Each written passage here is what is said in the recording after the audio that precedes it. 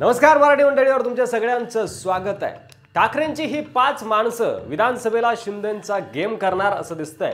शेवटचं नाव तर तुम्हाला कालपर्यंत माहिती सुद्धा नसावं कदाचित, मात्र ठाकरे सेनेत त्यांचा प्रवेश होताच त्यांचं नाव महाराष्ट्राला माहित झालंय आणि हा नेता महाराष्ट्राचं भलं करू शकतो असं बोललं जाऊ लागलंय। त्यामुळे शेवट व्हिडिओचा चुकवू नका। चला तर बघूयात कोणते आहेत उद्धव ठाकरेंचे 5 फायटर जे शिंदेंचा विधानसभेला गेम करू शकतात। आदित्य ठाकरे। उद्धव ठाकरे यांच्यानंतर आता आदित्य ठाकरे यांच्यावरच खऱ्या अर्थानं शिवसेनेची जबाबदारी असणार आहे। त्यांना त्यांचं कर्तृत्व सिद्ध करावं लागणार आहे आणि तसं उद्धव ठाकरेंपेक्षा आदित्य ठाकरे जास्त दौरे करत असतात कधी कधी। तरुण आहेत, नवीन व्हिजन आहे, महाराष्ट्राच्या राजकारणाला एक नवीन दिशा ते शिवसेनेच्या माध्यमातून देऊ शकतात। त्यामुळे या विधानसभेला ते शिंदेंचा कशा प्रकारे गेम करतात हे पाहणं महत्त्वाचं असणार आहे। एक मोठी जबाबदारी त्यांच्यावर असणार आहे।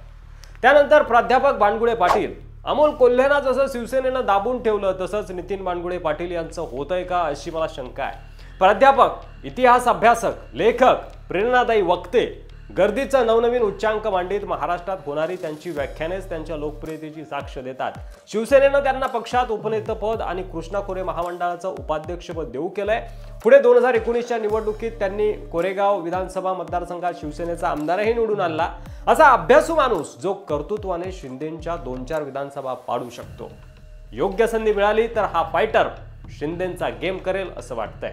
ठाकरेंचा तिसरा फायटर आहे वरुण सरदेसाई। वांद्रे पूर्व विधानसभा मतदारसंघावर दावा सांगतात। शिवसेना व युवा सेनेचे सचिव आणि कोलंबिया युनिव्हर्सिटीमधून सिव्हिल इंजिनिअरिंगमध्ये मास्टर्स डिग्री मिळवलेले सुशिक्षित आणि सुसंस्कारी युवा नेते। असे सुशिक्षित मंडळी राजकारणात खऱ्या अर्थानं चांगल्या पदावर का नाहीत असा मला कधी कधी प्रश्न पडतो। वांद्रे पूर्वमध्ये जिशान सिद्दीकी सध्या आमदार आहेत, ते आता दादांच्या राष्ट्रवादीत गेलेत। वांद्रे पूर्व परंपरागत तसा शिवसेनेने जिंकलेला मतदारसंघ आहे।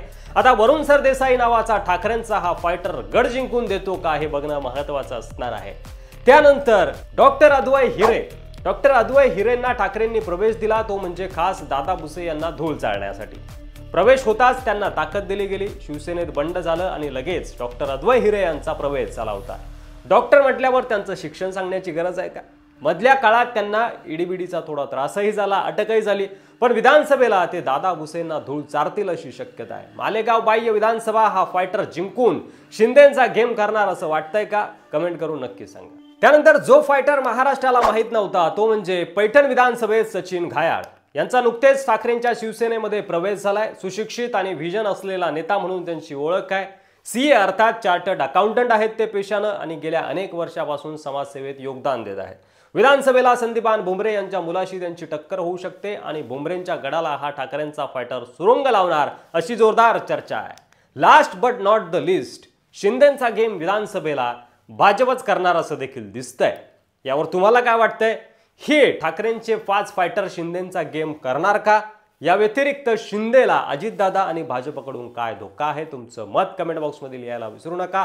व्हिडिओ जर आवडला असेल तर जास्तीत जास्त शेअर करा। चॅनलवर नवीन असाल तर सबस्क्राईब करा। धन्यवाद। जय महाराष्ट्र।